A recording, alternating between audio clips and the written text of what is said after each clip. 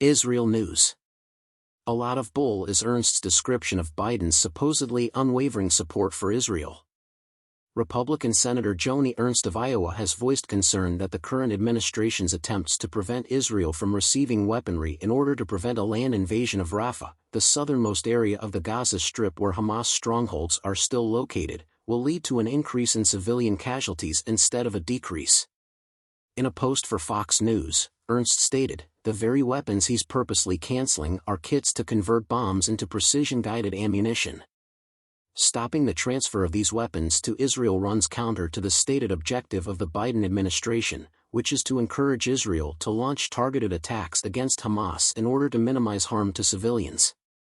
The U.S. withholding precision-guided capabilities from Israel won't stop their attempts to defend their country and their citizens," Israeli Prime Minister Benjamin Netanyahu told Ernst during her recent visit to the Jewish state, according to Ernst.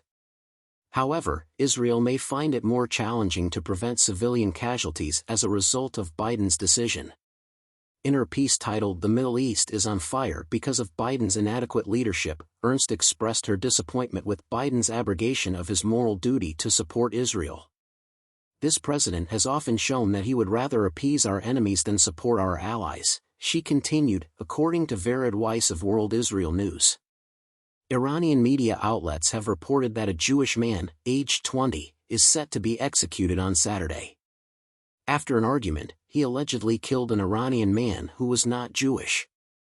Instead of having the accused executed, the family of a slain individual can accept cash compensation under Iranian law. But in this instance, the family is adamant that the Jewish guy must be executed and would not accept any form of restitution. Despite the best efforts of attorneys and prominent members of the Iranian Jewish community in the United States, the family has refused to consider a life sentence for the guy. The Jewish man's loved ones are pleading with the public to keep Ervin Netanel ben Ziona in their thoughts and prayers. Because of the immense pressure to fit in, Iran's tiny Jewish minority typically gives in. After Iran attacked Israel in mid-April, a group of Iranian Jews took to Telegram to express the appreciation of the hero armed forces of the land of Iran on behalf of the Islamic Republic's estimated 8,000 remaining Jewish citizens.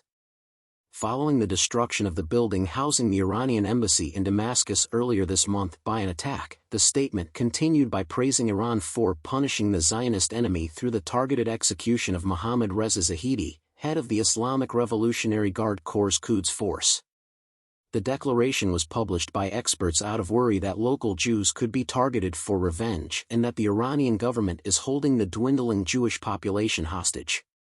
"The little Jewish population in Iran is held captive to the whims of the authorities," stated Alireza Nader, Iran Corporation Middle East Affairs specialist, in an interview with the Jerusalem Post. "Iranian Jews are always the targets of the regime's vengeance when it tries to hurt Israel." Midway through the 20th century, thousands of Iranian Jews emigrated to the United States and the newly formed Jewish state of Israel, causing the population to plummet from 150,000 in the pre-state era. It is believed that just around 8,000 to 8,500 Jews still live in Iran, a figure that has dropped precipitously since the Islamic Revolution of 1979.